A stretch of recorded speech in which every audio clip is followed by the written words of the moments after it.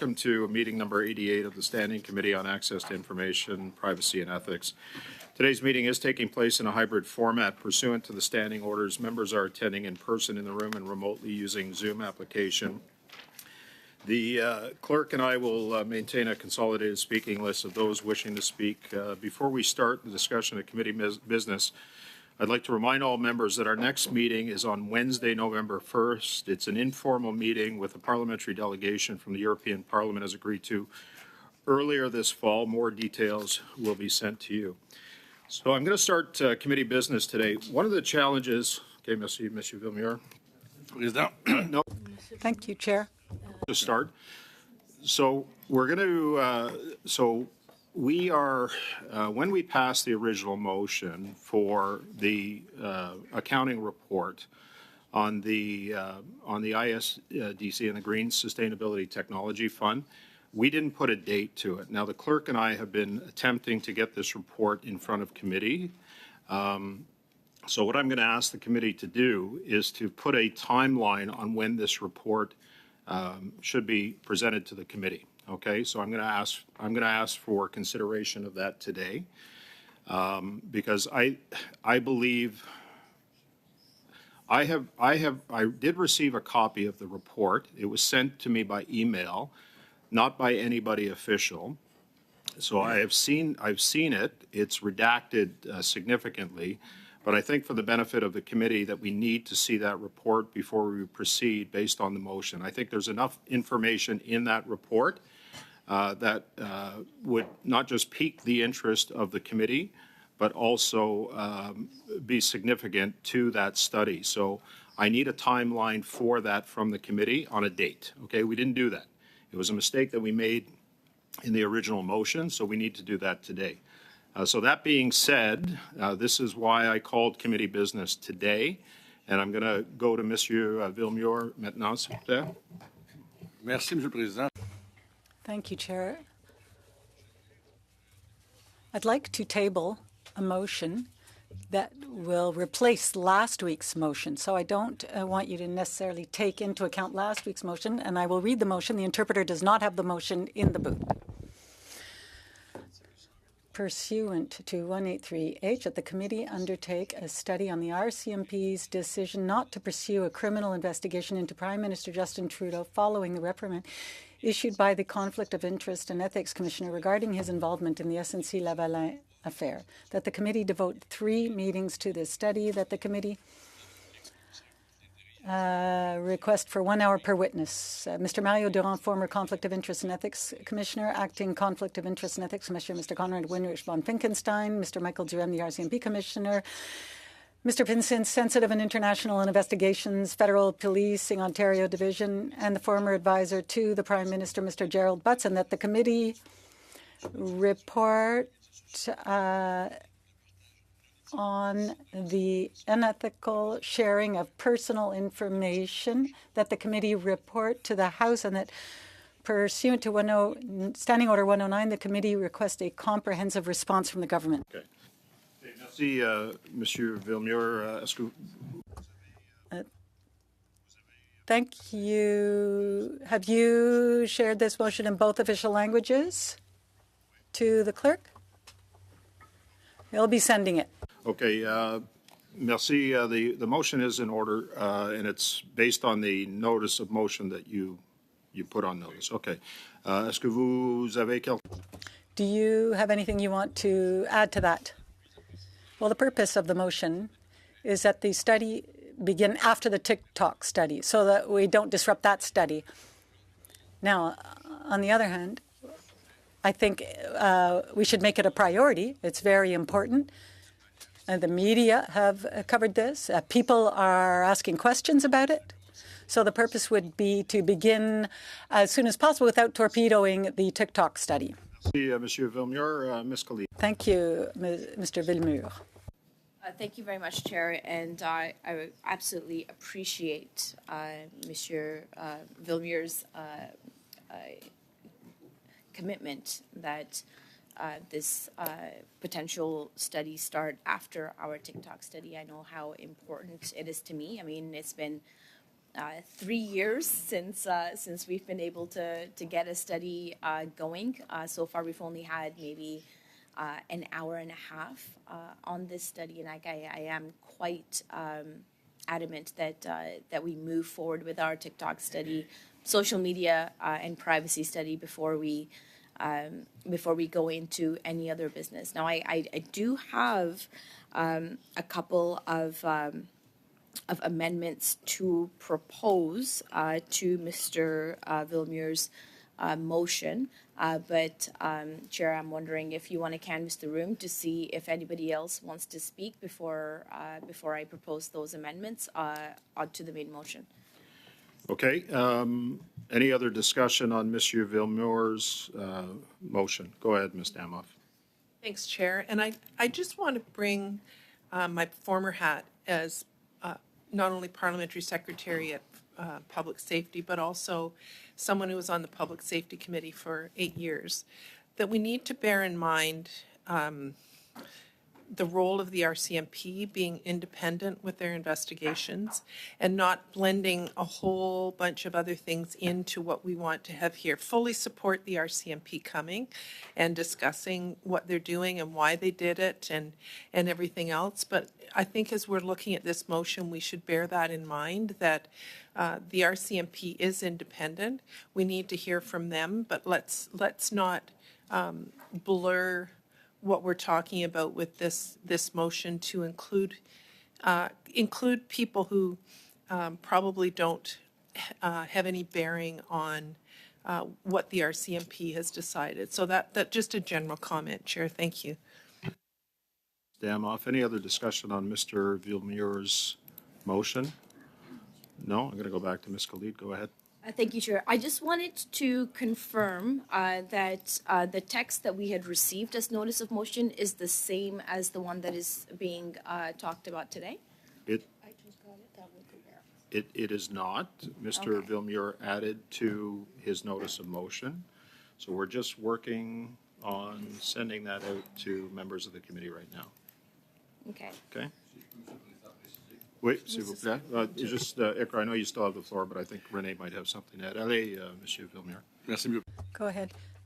Well, there are two changes. The first is that we took out representatives of the Royal Canadian Mounted Police in 2019. And then at the end of the TikTok study. So those are the two changes. For you, Ms. Khalid. Yes, thank you very much, Chair. And I'm wondering if perhaps we can suspend while that language is being distributed. Yeah, we'll take, the clerk should have that out in like 1 minute. So we'll take 5. We'll be back here at 3:50, just before 3:50. Okay? Okay, we're going to suspend for a bit.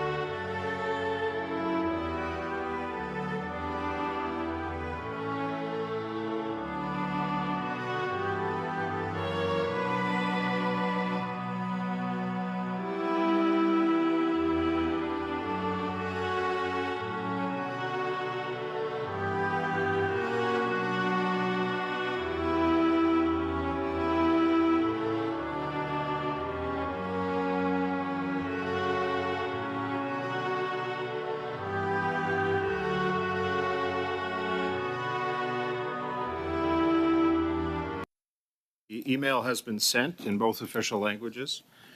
There are two changes, as Monsieur Villemure has indicated. One is eliminating 2019, and the other one is the end of the TikTok study. Go ahead, Ms. Khalid. You have an amendment? Go ahead.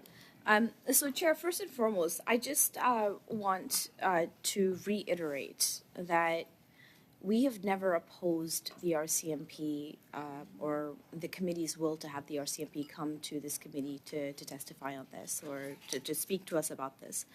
And I think it is very important to note that the last meeting that we had on this was really about the process as to how this was done. And I think that's a very important point for us to note, because I think our committee is really all about openness and transparency. And the more that we can do that, the better it is for not just us as a committee, but also as a government, as a parliament, and as Canadians as a whole. Specifically, we have heard from a number of the witnesses that are listed on this motion that they don't have anything to add. They don't have anything to say on the specific content and the matter that this motion is addressing. You know, for example, Mr. Dion has said in the past when he was asked that he has, he said, quote, "Seriously, I have no opinion on that." And I don't know how it would be beneficial to our committee for us to have a witness who has proactively gone and said, "I don't have an opinion on that," for us to spend so much time to listen to what he has to say, knowing well in advance that he really doesn't have anything to say at all. So I really think that that's one thing that I think that we should be addressing, is the importance of bringing in witnesses that actually do have things to say or to contribute to this matter that is addressed in this motion. The second is that, you know, I can just go down the list. Mr. Conrad von Finkenstein has said the same. In fact, they had appeared together. They really don't have much of comment on this issue. And lastly, I don't think Mr. Butts has anything to add to this issue either.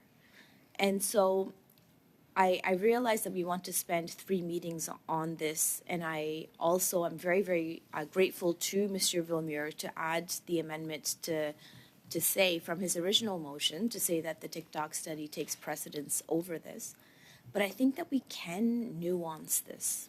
We can say that, look, this decision was made by the RCMP, and it should be the RCMP that comes forward to explain why they made that decision, and not include people who had no impact on that decision, and be efficient with the time that we have in our committee, and absolutely hear from the RCMP, to hear what they had to say, to hear how they came to the conclusion that they did, but also to understand that by inviting people who really don't have a say in any of this, who didn't have any say in the decision making, and who don't have any jurisdiction in the decision making either, I think is not a good use of this committee's time. And so I would propose that firstly, in the body of the text where it says devote 3 meetings, I would delete 3 and add 1 meeting to this study. And I mean, I understand Monsieur Villemure's point on including the former conflict of interest commissioner, but again, as I said, he has gone on record to say that he has nothing to add to this. So I would further amend this motion by deleting A, and I would then also further amend this motion by deleting F. Sorry, I have the the previous Texas So, version. I'm not sure if just, that's the same. just as a matter of process here, can we deal with one amendment at a time? So your first amendment is to go from 3 meetings to 1 meeting, Ms. Khalid. So can we deal with that? Absolutely. So you've explained your Yes, rationale for that. absolutely. Okay. Sure. Okay. Miss, Mr. Green is next. Go ahead, Mr. Green. On the amendment. Thank you very much, Mr. Chair. And I certainly appreciate my friend from the block bringing forward this motion. As you'll recall, although there's been certainly multiple world crises that have happened since this took place, but as you'll recall, it was the issue of the day, and in fact, a pretty significant issue in the 2019 election. And I think that it is quite reasonable and timely, given the reprimand issued by the Conflict of Interest and Ethics Commissioner, to have some overview on this from this committee. I would say to Ms. Khalid's comments about the Integrity Commissioner not having an opinion on something, or sorry, the Ethics Commissioner not having an opinion on something. Having an opinion or not having an opinion is not the same thing as being able to provide this committee with facts. And what I would like to see is that should we go down this road, that we have the opportunity to put questions to witnesses. I wouldn't presuppose that Ms. Khalid knows exactly what questions people would ask around the table, nor would I presuppose that she would know the answers. And so before we go down a road of shortening the meeting, having less witnesses, having less oversight, I would say, Mr. Chair, that I would support, at least in its preliminary way, I would support this motion in its entirety. I do have a question through you to the mover, if you would allow me that. Yes, go ahead, Mr. Green. Thank you. And I just want to note that I've sat through many of these types of motions that regard really highly politically sensitive actors, certainly chief of staff, prime ministers, high-level ministers. They're all fair game when trying to explore the decision-making. There has been lots of conjecture about why Mr. Butts left, but certainly the timing coincided with this affair, and certainly he would have an opinion, as would many others. Only he would know ultimately. So through you, Mr. Chair, to the mover, I'm going to assume that you included Mr. Butts and not the Prime Minister in hopes of providing some type of sworn testimony or accountability as to the facts relating to the possible involvement of the PMO's office into the SNC Lavalin affair, and ultimately the potential for criminality be pursued by the RCMP. Is that correct? Or can you provide us with the rationale on why you would want to have Mr. Butts here, who has already, ostensibly lost his job from this affair and has moved on to other things? Monsieur Villemure, une réponse, s'il vous plaît. Mr. Villemure, response? I'd like to thank my colleague for the question. Yes, there are a few details to add to this. Every time we come to a decision, there are two aspects to the question. Now, obviously, the RCMP will give us its version, and that we want to know about, of course. But things unfolded in a certain way. And so I'd like to be enlightened further about who was surrounding the Prime Minister at the time, but without necessarily requiring him to come here. And Mr. Butts was an advisor. He was very close to the Prime Minister. Now, we could have asked the Prime Minister to appear, but I don't know that that's reasonable. So the information that we're seeking for might be able to come from the close or inner circle of the PM. Mr. Chair, I appreciate that, and many members will know the time that I've spent around the Emergency Act Joint Review Committee, and I would suggest that when it comes to getting strong, kind of factual, direct answers, sometimes political actors are not the best witnesses. I'm wondering through you, Mr. Chair, to Mr. Villemure, if there had been a consideration of other people who may have provided direct advice to the Prime Minister. So, for instance, the Privy Council office would that be a potential for an exchange? Because you know, what I'm trying to avoid is a political circus that doesn't have any substance.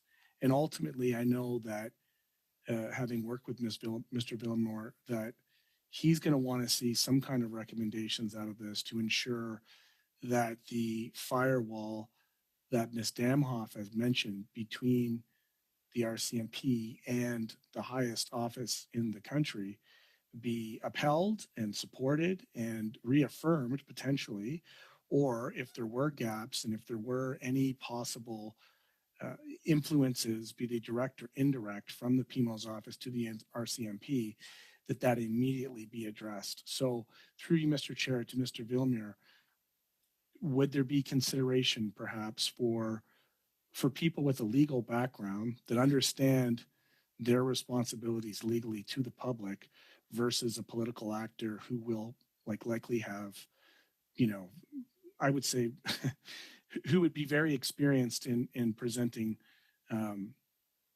a political response rather than perhaps a factual one?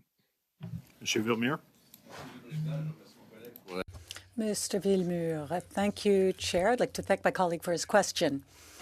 I would say this. What's most important to me is to know what happened on both sides of the coin. You know, I'm not saying that there was interference. I just want to look into it. Now, in answer to his question, I would say yes. If anyone can propose or suggest a name that would satisfy those requirements, what we're looking for, then I'd be happy to agree. Mr. Green? Mr. Chair? Yep, go ahead. We're on And the, so, we're still, sorry, we're still on the amendments, Mr. Green. I was just so going you to know. address that. Yeah, We're on go the ahead. First Amendment. Yep. The First Amendment, the line of questioning that I have is germane because it would determine the scope in terms of timelines, right? So I can't, with full information, support or reject Ms. Khaled's amendment if I'm not clear about where we would land in terms of in terms of the full complement of advisors. I would say this, or sorry, of witnesses. I would say this through you, Mr. Chair, to the committee, that in dealing with Mrs. Khaled's motion, I would not be supporting that, or the amendment, sorry. I would seek to maintain at this moment 3 meetings, Mr. Chair. I would suggest that in the interim, as a show of good faith to both parties, to Mr. Villemure, who's put forward a very comprehensive motion, and to the governing side, who I believe is open to exploring and studying this, that if in the interim, at the appropriate time, I would put forward an amendment that we switch out Mr. Butts for the top person in the Privy Council office, who would have been on the file, the top person, not a junior staff or anybody else, and that we keep it open, that should, in the first 2 meetings, we not have the adequate and necessary responses to have the full picture, then at that point, Mr. Villemure could reintroduce a motion to invite Mr. Butts for the 3rd meeting. So at this point, I will not be supporting Ms. Khaled's amendment, and at the appropriate time, I would put that forward as a compromise. Okay, thank you, Mr. Green. We're going to go to Ms. Damhoff next. Go ahead. Thank you, Chair. And we're still on the amendment. Yep. To go to the 1 meeting. Right. I guess, can I ask a question of Mr. Villemure as well? Go ahead. Yeah. In your motion, you have said that you want us to undertake a study on the RCMP's decision not to pursue a criminal investigation. So by this and by the newspaper reports that came out fairly recently about their decision not to pursue an investigation, I'm assuming that that's the focus of what you want to study, not the entire SNC Lavalin, which was already done in the past. So, you know, I think looking at the conflict of interest commissioners both past and present, a valid question to them would be, was it referred to the RCMP? I mean, that's certainly a question. But in terms of decisions, and I'll go back to this again, on whether or not charges should be laid, why they didn't lay charges, what were their reasons, that fully rests with the RCMP and those who work there. So I do think, I don't think Mr. Green's amendment is necessarily a bad one, but I think as a committee we need to decide what it is that we want to study, and really it's the RCMP.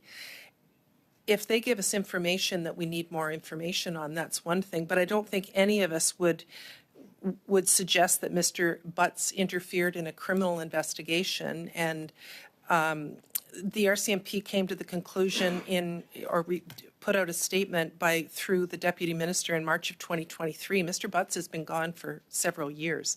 So, I mean, they made the decision on their own. I think there's valid questions to be asked of the RCMP, but I support Ms. Khaled's amendment that one meeting with the RCMP would be sufficient. If once we hear from them, we determine that there's more meetings that we need to have, then I think that's valid. But I think the initial meeting, if that's what we want to study, one meeting with the RCMP would be sufficient to get the answers that we're looking for. Thank you, Chair. Go ahead.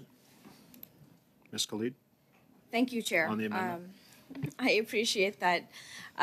Listening to my colleagues, obviously, you know, as I've said before, we are absolutely open to having the RCMP come before us and help us understand what exactly happened here. Now, I know that I have proposed an amendment to Mr. Vilmure's motion with respect to the one meeting versus 3 meetings, but I think that that's really part of the whole debate as to the scope of what this motion is covering. So, Chair, I'm not sure what the procedure looks like, but I'm wondering if we can just encompass all of the concerns that we have within one amendment, as opposed to just having an amendment on just the duration of this study or the number of meetings that we're going to have. So I wonder, I look to you, Chair, to help me understand if I can have unanimous consent to remove my amendment and propose another one that is all-encompassing just to be a little bit more expedient with respect to our debate today. Okay. Look, I was listening to what Mr. Green said. Mr. Green said he's not sure that just one meeting will suffice in this situation, given the scale and the scope of, the potential witnesses that may have to come forward. So that was, I mean, if I'm mistaking what Mr. Green said, I hope he would tell me, but I know there was a concern about one meeting. So I'd like to deal with the one amendment at a time. Frankly, you've proposed what I see are 3 amendments, or one right now that we're debating, and that's to deal with the study from 3 to 1 meeting. And then the other ones would be to remove the current and past ethics commissioner from the study. And then the last one would be Mr. Butts' removal of him. I believe I heard you correctly in that one, correct? So, Chair, I don't think I moved all of those collectively. No, I know, but I understand that's where you're going with this. Well, so. I mean, having understood what Mr. Green has said, okay. I would like to propose a little bit of a variation, if that's okay, Chair. Or I can allow. If you withdraw your amendment, then you can. That's exactly what I'm asking for. I'm asking for unanimous consent to withdraw my amendment. Okay. I see 1 thumb up. I see 2. I see 3. Go ahead. So the amendment's withdrawn. So we're still on the main motion, unamended. So go ahead, please. Thanks, Chair. So in that case, then, I would put forward an amendment to delete the words that the committee devote 3 meetings to this study altogether, so that after we've had the first meeting, the committee can decide, perhaps, if that's what they would like to do or not. Secondly, I would delete point A, which is inviting the Conflict of Interest and Ethics Commissioner, Mr. Mario Dion. I would also delete point B. And for point E, as per Mr. Green's suggestion, to replace that point with inviting the former Privy Council clerk, Mr. Wernick.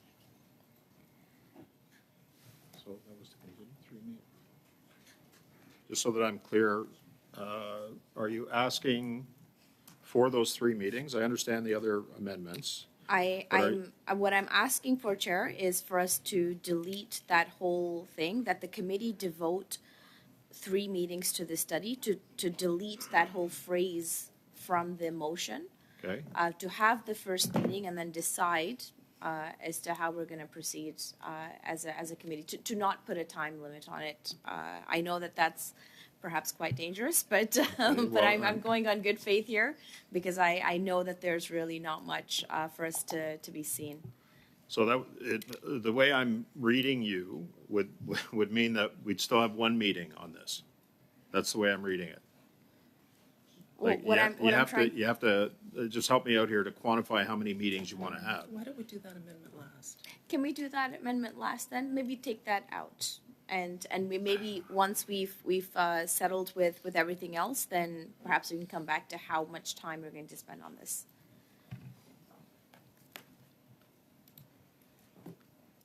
Okay, hang on a second.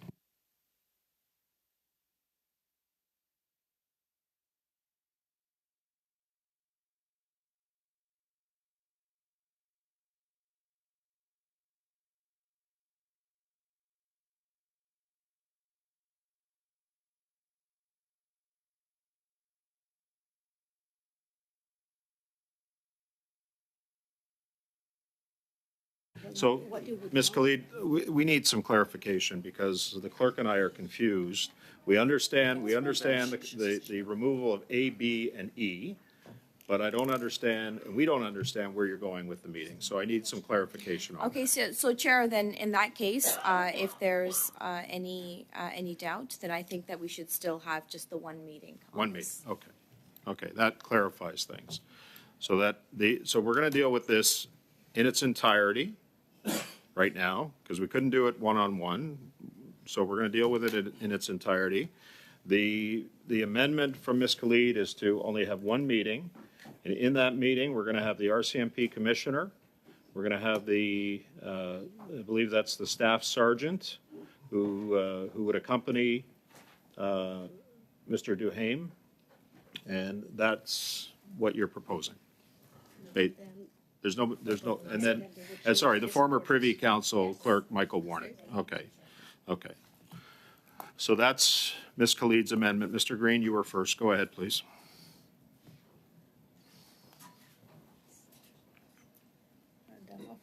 I withdraw, Mr. Chair. Off, go ahead. On Ms. Khalid's amendment. Yeah, thanks, Chair. I'm wondering, Chair, if you would consider separating out, voting separately on the amendments she's proposed on witnesses, or voting on that part first and then the number of meetings, because I really think the number of meetings is going to be determined by how many people are coming. I don't think any of us want to have 1, 2, 3, 4, 5 people for 2 hours. So if we could separate and leave the vote on the number of meetings to the end, I think it would give a lot of clarity to how many meetings are needed. If Ms. Khalid's motion is defeated and everything stays on here, then it's going to require more meetings. And then maybe we could debate the number of meetings, Chair, if you'd consider that. Okay, so the amendment, and I appreciate that, Ms. Dama. The amendment was on the 1 meeting with A, B, and E, including Michael Wernick in there. So if that makes things easier, then I'll deal with that. So like we can deal with that now. So so what I'm going to propose. Mr. Chair? Yeah, go ahead, Mr. Green. I'm just going to go ahead and say it like, if we're doing these amendments in good faith, then we wouldn't limit it to a day. If you want to go vote by vote, and then when it comes to your, piece where you want to limit to a day, vote against the rest of the committee, then what's the point of us having any kind of, you know, um, any kind of like moving away from Mr. Vilmero's original motion?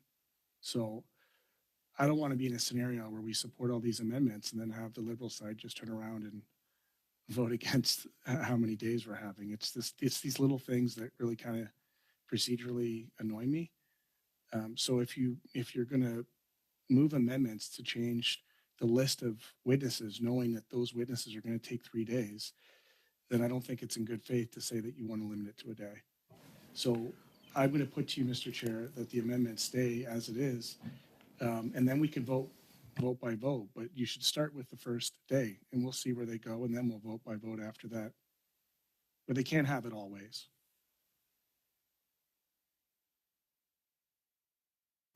Yeah, there's a part of me that agrees with Mr. Green on this. I mean, we've got the amendment, 1 day for what will amount to 3 witnesses. I think it's reasonable to expect that we could probably get 2 days out of this rather than 1. So, I'm looking to this side for guidance on this. Go ahead, Ms. Khalid, because Thank you, Chair. And 2 days that's is exactly reasonable. what I was trying to say when I had said to delete that the committee devote 3 meetings to the study, because ultimately we want to determine how many meetings we are going to have based on how many witnesses we are going to have, based on the votes as to whether these amendments go forward or not. And so, like, I look to you for guidance, Chair. Like, I'm wondering if we can perhaps withdraw that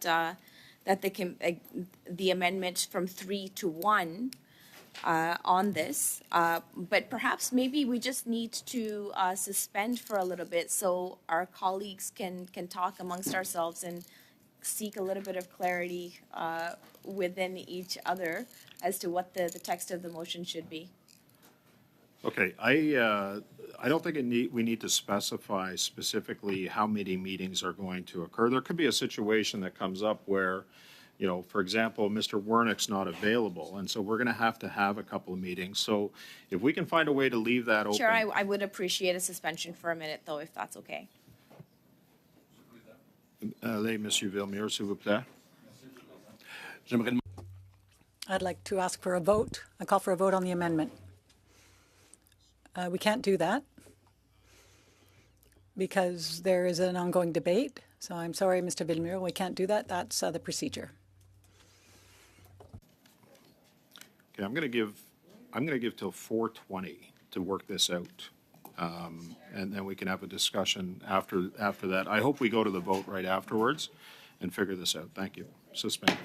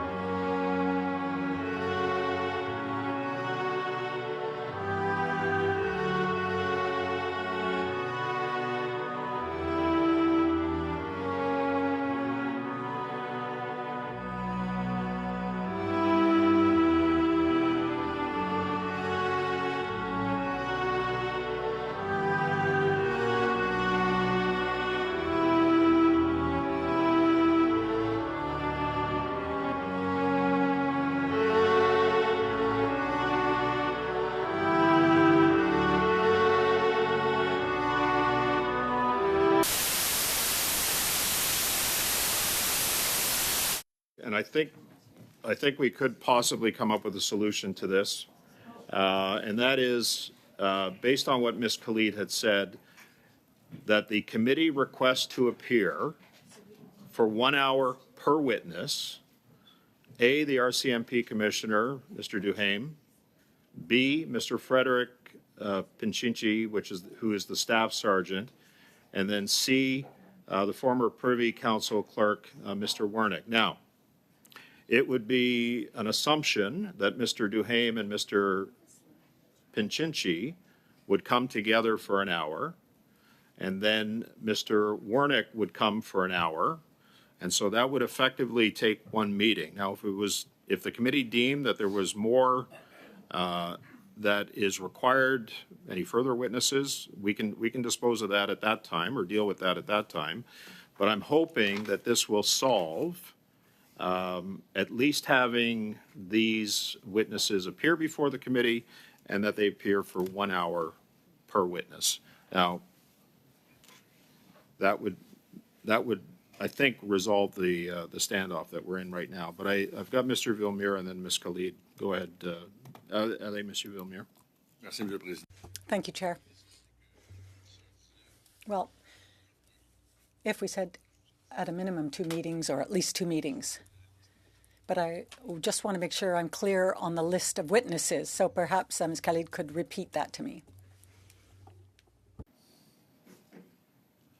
Ms. Khalid. Thank you, Chair. Unfortunately, this has been a bit of a game, although I have very clear notes as to what I would like amended. For some reason, it's become a little bit ambiguous as we're discussing it right now. So I am absolutely okay with Mario Dion, Conrad von Finkenstein. That's not the amendment that was proposed. Sorry, Monsieur Villemure just asked me Okay. which witnesses we would be okay with. Okay, So go I'm ahead. just answering Okay, his question. okay, go Is ahead. that okay? Yep, go ahead. Oh, wait, Monsieur Michael Duhaime. The Frederick Pincins, and for the last one, the PCO clerk, Mr. Wernick, the former PCO clerk, Mr. Wernick, as the witnesses.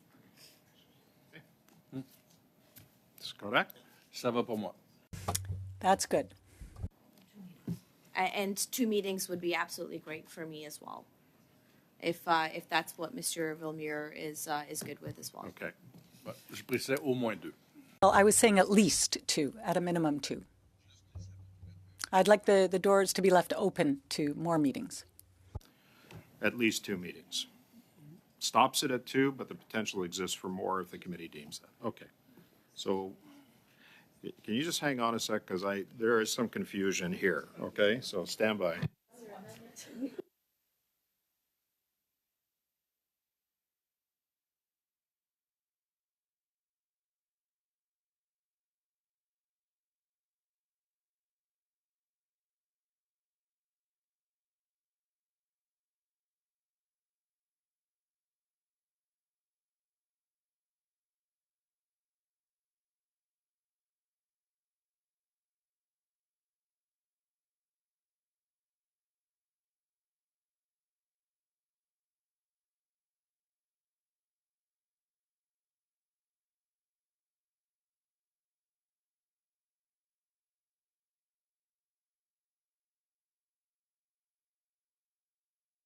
Okay, so here's correct me if I'm wrong on this, okay? So what we've come up with is that the committee will devote meetings to this study, at least 2 meetings. 2 meetings, we agree with that. At least 2 meetings. That the committee requests to appear for 1 hour per witness. We agree with that, right? Motion, Chair? Yes, it is. Okay, all right, good, solid. Okay? And if I heard you right, that would include Mr. Dion, the current Ethics Commissioner, Mr. von Fickenstein, the RCMP Commissioner, the Staff Sergeant, and the former Clerk of the Privy Council, Mr. Wernick, correct? Yes. Okay. So that's what we're dealing with. Ms. Damhoff? So do we need unanimous consent to withdraw Ms. Khaled's previous motion then? we're just going to withdraw it. If we're all in agreement Yeah, that this, okay. this motion is correct and we're all in agreement, I don't think there's any need for further discussion on this. All right? Can we go to a vote, or do we have unanimous consent on this motion? What would you prefer? Le consentement unanime est très bien. Okay, merci, monsieur. Unanimous consent is fine with me. You good? Mr. Green, you're good? You're good, Ms. Khalid, Ms. Fortier? Okay, so that motion passes. Are you clear on this, Madam Clerk? I am. Okay, thank you. All right, Mr. Barrett, you have the floor. Go ahead. Can I, go ahead, Mr. Barrett. Yeah. Much, Chair. And so I have a motion that I would like to move, and I'm going to provide it to the clerk for the purpose, for the benefit of our interpreters. I'm not sure if there's someone who can get it for them. It's very short, and I'll read it. I'll read it slowly. Oh, I'll put it in the box.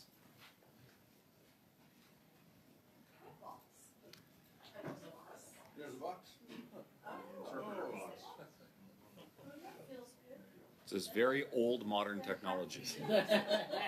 Is there anything else you should teach us? That's okay. It's like a pigeon That's right. Pigeon passing. Go ahead, Mr. It's Barrett. trick or treat. That the committee order Innovation, Science, and Economic Development Canada to provide unredacted copies of Raymond Chabot Grant Thornton's, quote, fact-finding exercise report, end quote, for Sustainable Development Technology Canada by 8 p.m. tonight, Monday, October 30th, in both official languages, and that Doug McConaughey appear at committee for 2 hours on Wednesday, November 1st, to answer questions regarding the report.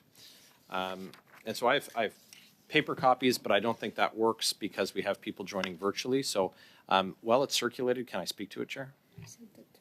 Yeah, apparently the clerk has sent that to everyone perfect. already. Now, I'm just going to remind you, Mr. Barrett, that the committee did agree to meet with a European Union delegation on ethics on Wednesday. So I'm just reminding you of that Thank that's you. already been planned. Thank you. That the delegation is coming to meet on an informal basis with the committee. So before you begin, I'm going to remind you of that. Thank you. Go ahead. Okay, thanks, Chair.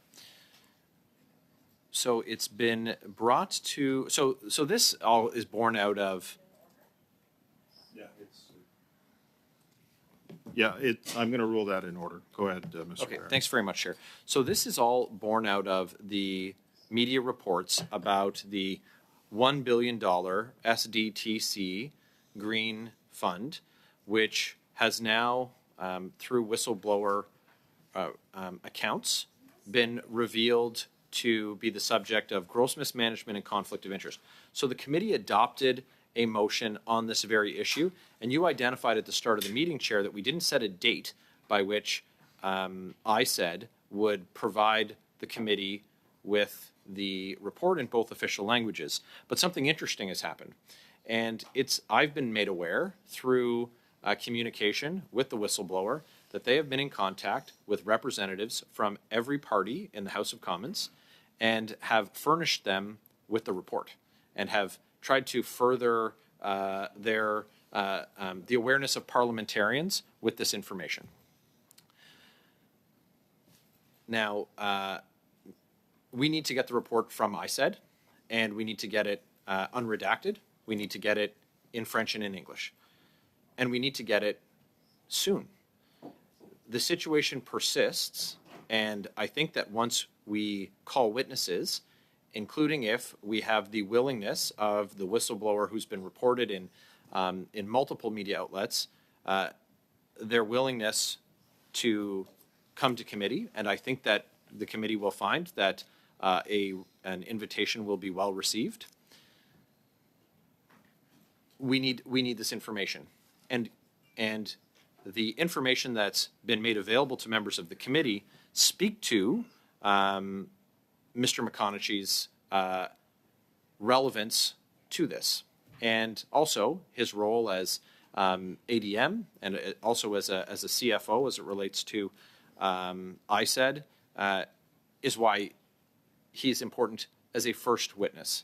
Now, should we have the opportunity to also hear from the minister when he's in country and get to that I think that that's essential that we have the minister come to committee, but we're also going to need to hear from other people.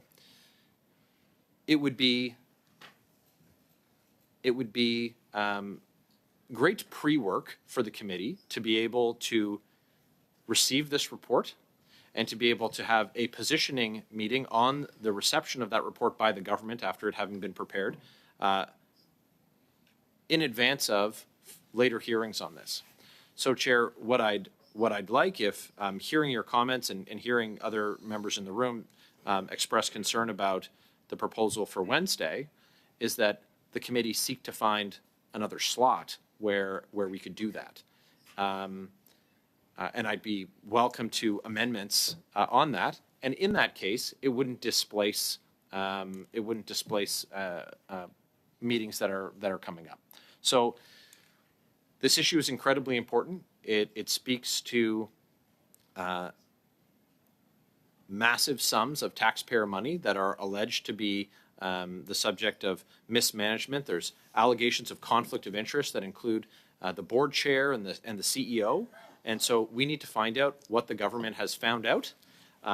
This report is not one that's published on websites, but I understand that the media have it too. So the media have it. It's being circulated to members of parliament, but this standing committee hasn't seemed to be able to get their hands on it. So let's set a timeline. Let's get it from them today. If it's being sent to media, I'm sure that they can send it to the clerk of a standing committee of the House of Commons. And let's hear from Mr. McConaughey on his knowledge of the goings-on that have been publicly reported, and also that have been the subject of the information that's been shared with MPs. Okay, thank you. I just hang on a sec. So I appreciate that, Mr. Barrett.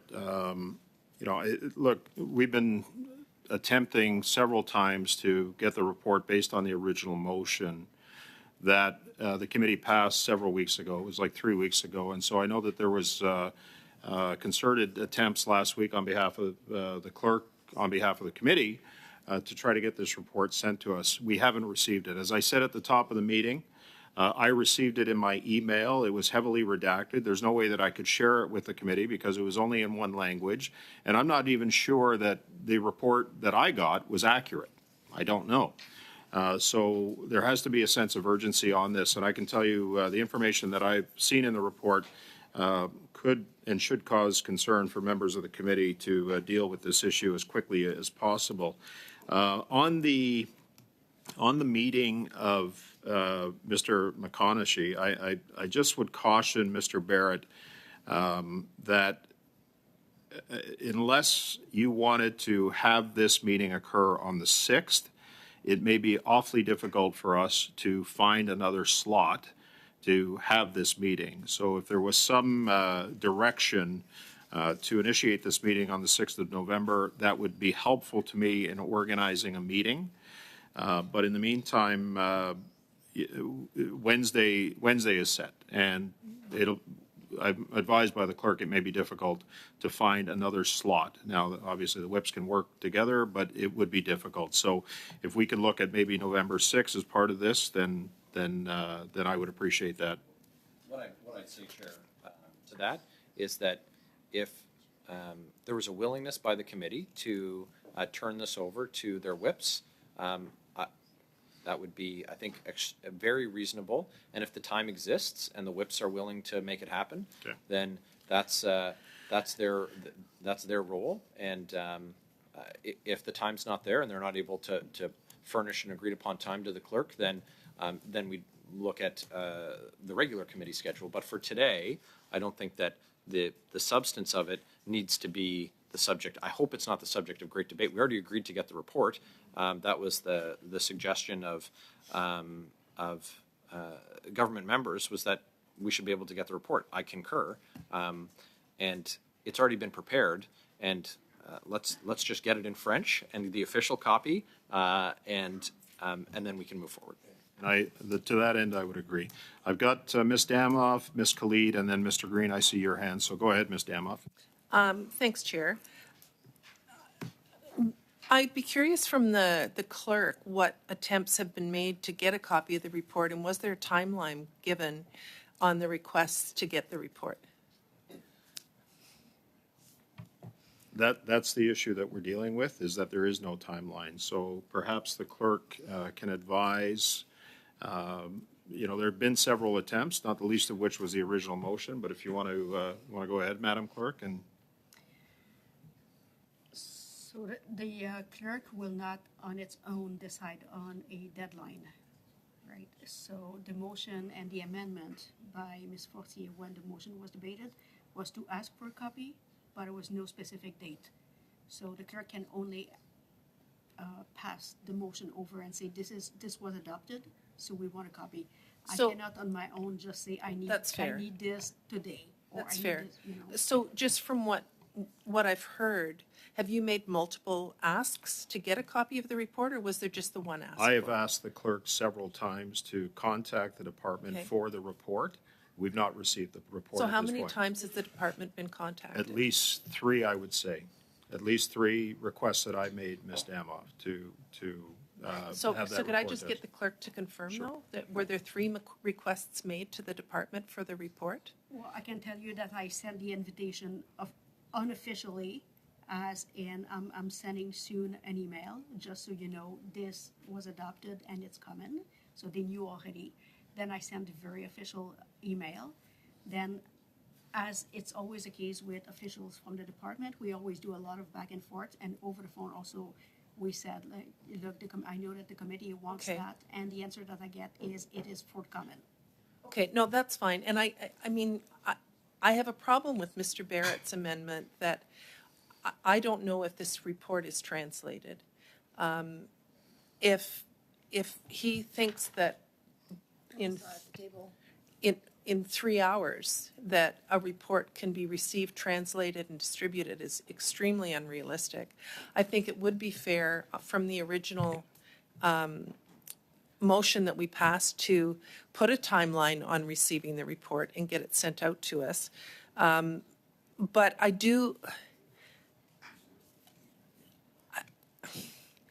mean, this is an issue with the way we passed the motion in the first place.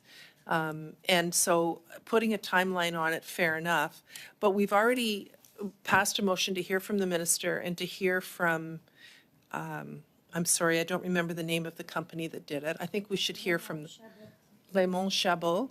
I'm curious whether or not the clerk has invited the minister and what the response is to that. Because I don't disagree with the motion to get the report, but I think the timeline is just crazy. Yeah, so just for the sake of the committee, I mean, we can put a timeline on it.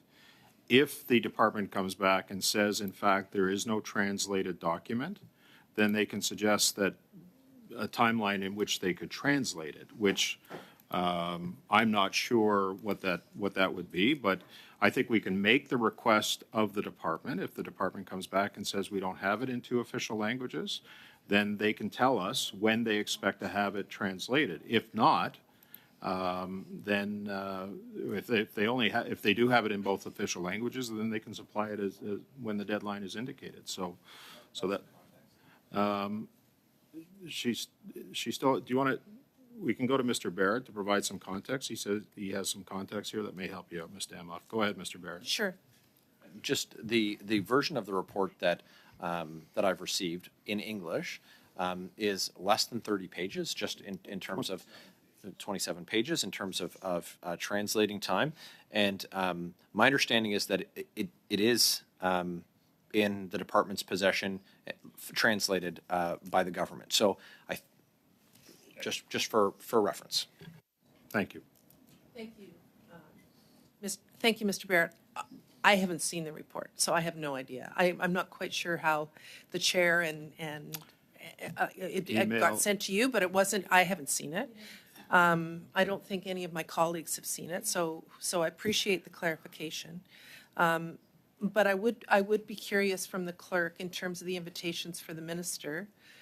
before we start hearing from ADMs and who I understand is who he's asking for now, I think we should be hearing from the report's author and the minister. So I would be curious where we stand. I did see your statement, Chair.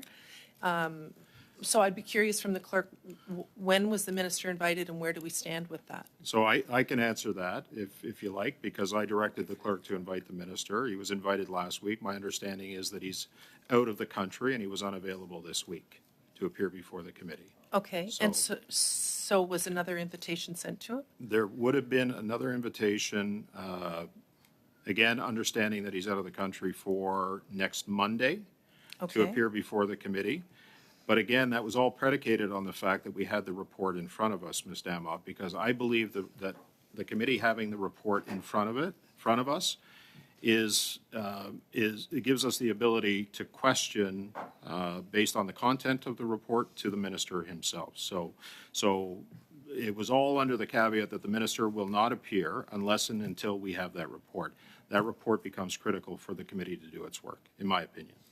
So Chair, when are we going to finish the TikTok social media study then? We're well, we were thrown for a little bit of a loop here this week because of Mr. Dufresne last week, and then we had other witnesses, some of whom were unavailable. So I'm going to try to get to that as quick as I can. But on this issue, particularly, Ms. Damoff, I believe that it's in not just the committee's best interest, but also the country's best interest to deal with this issue as soon as possible. And we had up to, just remind me, Madam Clerk, 2 meetings scheduled for this? For this? Yes, Yeah, the motion was amended for 2 meetings. right. 2 meetings 2 on. meetings on this particular issue. Yeah, but I mean, I wasn't here when you passed the other motion, but just having heard TikTok appear here and having had 1 meeting on it and hearing about privacy issues when it comes to kids, I don't think you can say one issue is more important than the other, Chair. And even at the last meeting, you indicated when we passed the motion that we would be doing this after we finished what we tend to call the TikTok study, but really it's much broader than that. It's about privacy concerns that Canadians have about social media and TikTok, and in particular around our kids. I mean, keeping our kids safe, Chair, should be something this committee is also really concerned about. I don't And I disagree think with we that. are. So you know, my understanding was that we were going to do the social media / TikTok review and privacy concerns we have with that before we did the next motion. And it seems like now with Mr. Barrett's motion, that we're putting the other study, we're prioritizing it. I don't disagree with putting timelines on, and I think that's a good idea. You've obviously invited the minister that is for November 6th, which again bumps the other study that we're doing, right? So I can't support Mr. Barrett's motion as it's written, but I would also remind you that we need to prioritize the other study before let's just get it done, and then we can move on to the next one. Okay, thank you. Ms. Khalid, you're next. Thanks, Chair. And I hope that you can appreciate my frustration. I've been waiting since 2021 to look into and to study how social media and its privacy concerns impacts young kids in my constituency, impacts young kids across our country, impacts adults, impacts seniors, their safety, their security, their privacy. And in fact, Mr. Chair, I hate to do this, but I'm going to quote to you. You had said on October 18th, thank you, Mr. Barrett, the motion has been moved. We're talking specifically about this issue. And you said, I'm going to deem it in order, but I will caution the committee that whichever way we want to go with this, as you stated, it's not going to start in the next couple of weeks. I want to make that clear because we have committed to and are focused on the social media study, and that's the actual game plan that we have mapped out between the clerk and the analysts. And then you go on to say in that same meeting, okay, I will do, with the help of the clerk and the analyst, is find out when the expected date of this report is to be released publicly, and if we can find out an answer to that. As I stated earlier, we're not going to start this study if the motion is adopted as amended in the next couple of weeks. And you go on. Chair, you have committed to this committee time and time again that you will prioritize the study on social media and its impact on privacy of Canadians and young Canadians. So far, since 2021, we have had maximum an hour and a half on this study. An hour and a half, Chair, out of 3 years. And now today, I hear you say, oh no, we have other concerns that Canadians are concerned about. I'm so sorry, Chair, and very respectfully, that is not your decision to make. It is the decision of the committee, and the committee has decided that this is a study that they want to pursue. And for us to continually bring up motion after motion of political stunts or whatever to delay this study that is impacting young people in my community. I've had 2 kids commit suicide this year, Chair. 2 kids commit suicide in my riding. One of whom's a friend of my nephew's who went to school with him. Chair, you don't understand perhaps how important this study is on what kids are going through nowadays? I would sincerely invite you to take a look as to how kids and Canadians are feeling with the impact of social media on their lives right now, given what is happening across the world right now. This study is probably the most important study that we can have in our parliament at this given time, given the graveness of what is happening across the world right now. And for us to revisit, to rehash these issues is absolutely insane for me.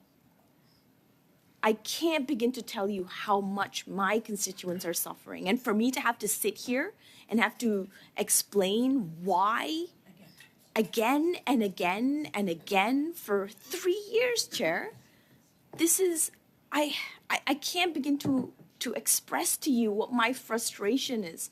I want our government to take action on the impact of social media on Canadians, their privacy, their safety, their security. It matters to me, Chair, and I really hoped that it would matter to you and to members of this committee, Chair. And for me to sit here and to have to explain again why we should not have any meetings scheduled before we finish this study on whatever else is next on the agenda, Chair, I'm baffled. I am absolutely baffled. And I'm really hoping, Chair, that Mr. Barrett can withdraw his motion, look at the timelines of his motion, instead of calling for, oh, look, today we're meeting at 3:30 p.m., but by 8 p.m. I want this and this and this from XYZ. Having these unreasonable timelines, knowing and understanding that the next committee meeting we've already set aside for this delegation to come and speak to us, to meet with us, knowing and understanding that we have passed motions that prioritize what Canadians are looking for, a motion that I know that I care deeply about, that I know members across this committee care deeply about, for us to have to play politics with that, Chair, I would very respectfully ask Mr. Barrett to withdraw his motion, to reconsider his timelines on that motion, knowing and understanding what the committee has already committed to, what Canadians are expecting this committee to do, for us to ensure that we are working towards finding positive solutions for Canadians, including children first and foremost, in their safety online and with social media. I would ask Mr. Barrett to withdraw his motion and to look at those timelines and perhaps come back at a later time with a more reasonable timeline as to how we proceed on this committee.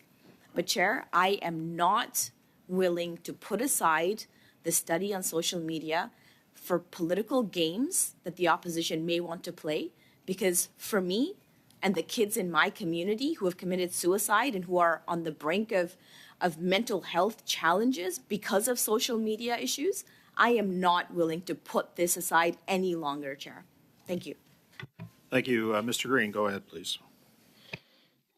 Thank you very much, Mr. Chair. I hadn't intended to be as active as I have been in this meeting today, and certainly being remote and having been not at the last meeting, I think that it is an important intervention for me to say that up until this point, I think that we've been working fairly well in terms of, respecting planning meetings with the executive subcommittee on the work that we're supposed to be doing. I think you've done a commendable job in being nonpartisan in your application of the work. I do need to voice with you on the record my disappointment in what transpired last week as it related to what I would only consider a chair's prerogative to kind of direct the schedule of this committee. Committees, as you know, are the ones who decide and direct the body of our work. You'll recall in the last session the concerns that I raised around the kind of haphazard manner in which we had 2 and 3 and 4 studies happening at the same time. This is a very serious committee, one that I think deserves the kind of consistency and integrity around how we go about our work. I do believe that Mr. Barrett presents, really important motions that I think deserve study, motions that I think deserve scrutiny by this committee. What I'm not on for is, being at the whim of the Conservative caucus in terms of the application of the schedule. You'll note that Mr. Villamere and myself, being third and fourth party respectfully, also have within the subcommittee, I think valuable and important input on what the priorities should be of this committee. So I would say to you, sir, that, what transpired last week with the live streaming and the circus and the fundraising that happened in that committee is a problem. I'm going to say on the record and not in camera in a very public way that if that is going to be the tenor and approach of this committee, you can expect a very different type of participation from myself as a New Democrat. And I would hope that we can continue to unpack the critical issues that are being presented in a way that is thoughtful, in a way that creates a basic amount of professional courtesy. And I would also caution you, sir, to not use your chair's prerogative to supersede the will of this committee when decisions haven't been made for this committee. I would caution you against that. And I have a tremendous amount of respect for you, John. But I think it's important that I state that because I wasn't here. It certainly put my replacement in a bit of a predicament. And it's now becoming a bit of a pattern over these last couple of weeks that we're getting table dropped this stuff where, your urgent and important becomes not you as the chair. I would say that the Conservative caucus's motions become urgent and important, and and we're seeing this at other committees too. So I'm not going to go on and on about this, but I think it's important that I publicly state, having not been here last week and seeing where this one is going, that Mr. Barrett know that this is something that I absolutely support in its spirit. But if there is a continued failure to consult, whether in a subcommittee capacity or what have you, the schedule and priorities of this committee, you're not going to find a lot of cooperation from me. So that's the caution that I give. And, if it's the will of the mover to push it ahead anyways, to go out and say, look at this and look at that and let me raise money, fine, by all means do that. But if the mover of the motion is serious about this and wants to get to work on this, then let's talk. Let's find a schedule where this works.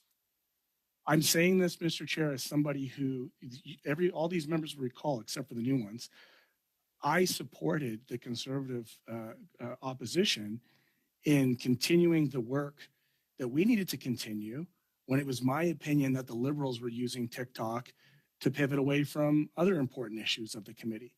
So, I'm certainly trying to be consistent with the integrity that I have around keeping focus, and I would ask him to do the same. Thank you. Mr. Currick, I have you next. Thanks very much, Chair, and certainly it's been interesting. And I think that each person around this table would highlight priorities that they have, and certainly we've been able to have a great deal of work done over the course of the last number of years that I've had the privilege of being on this committee.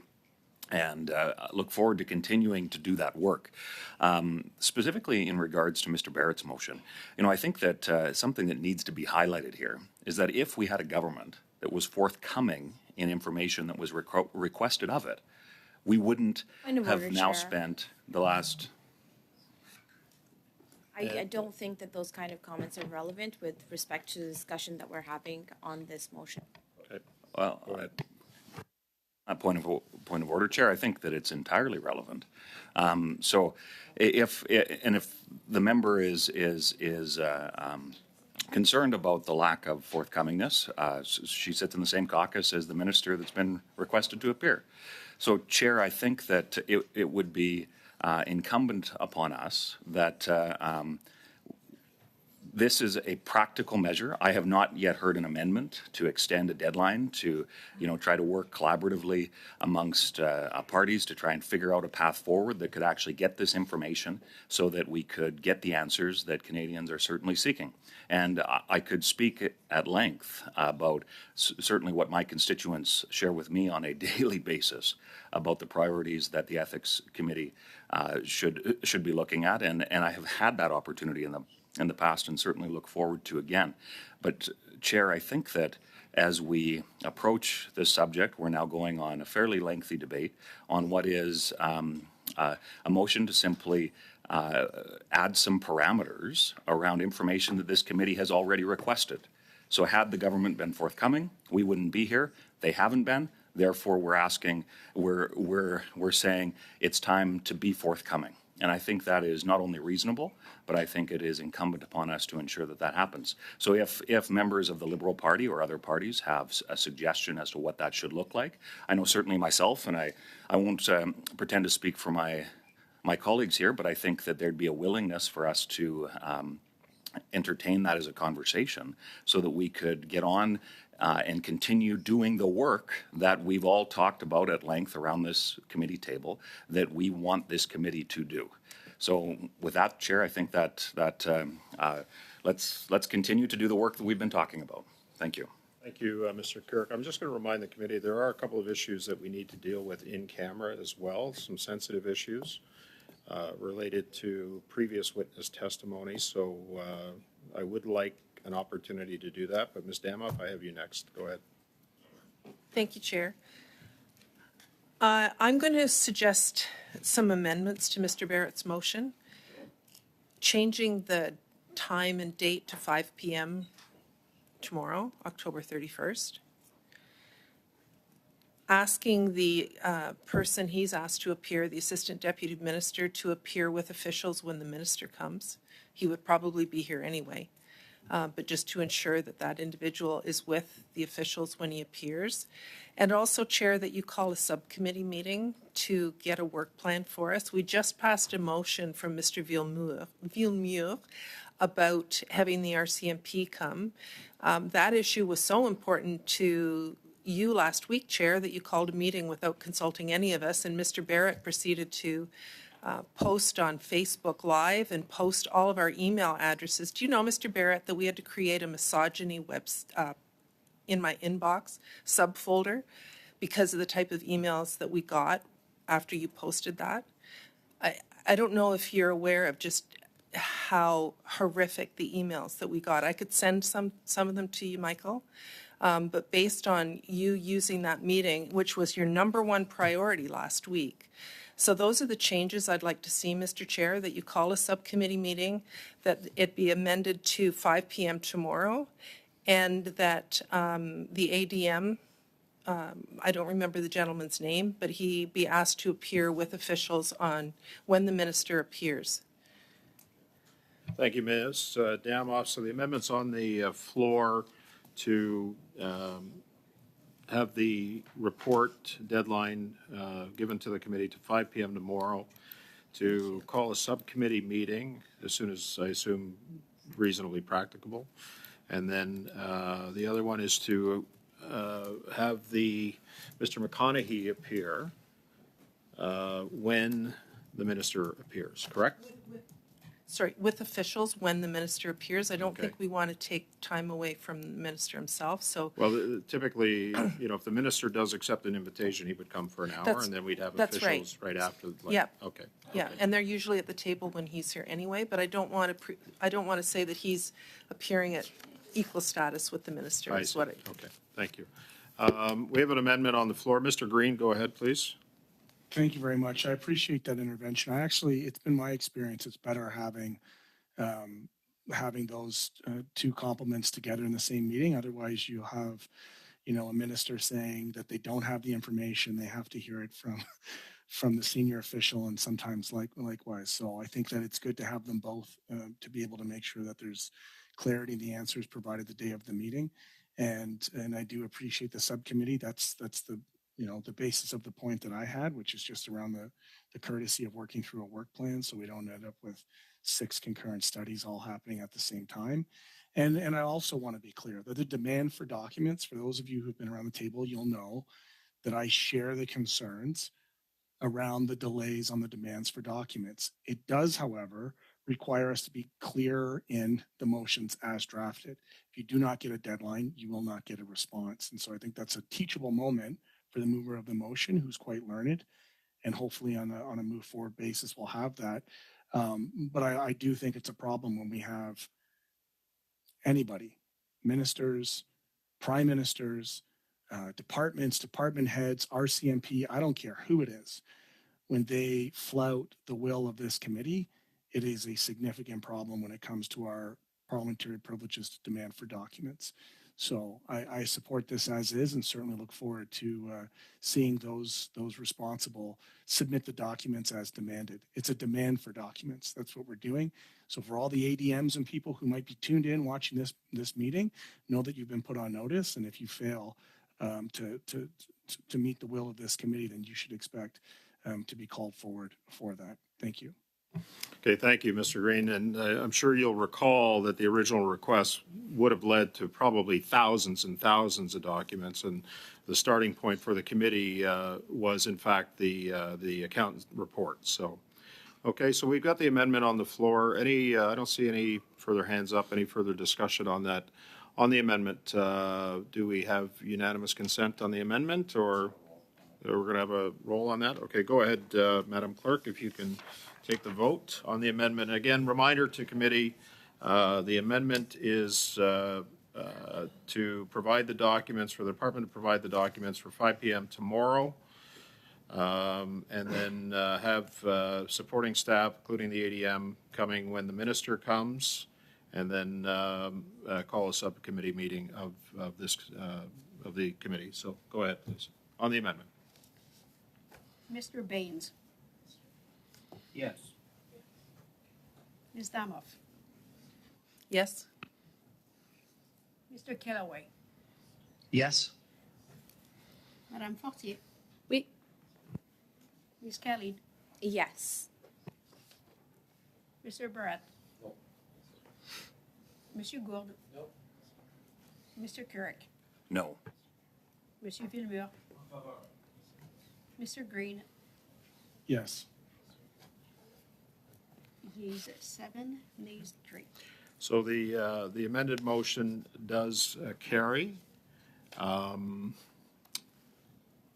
was the vote? 7? Okay. So the motion as amended. Any other discussion? Seeing none. All those in favor? Okay.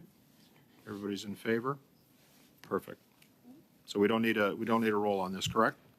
Just to be clear, we're good? Okay. So we have unanimous consent, Madam Clerk, on that. Okay, I would like to go in camera. It's going to take about 5 minutes. There's a couple of sensitive issues that we need to discuss. So I'm going to adjourn the public portion of the meeting. We'll be back in 5 minutes once everything is all set up. Thank you.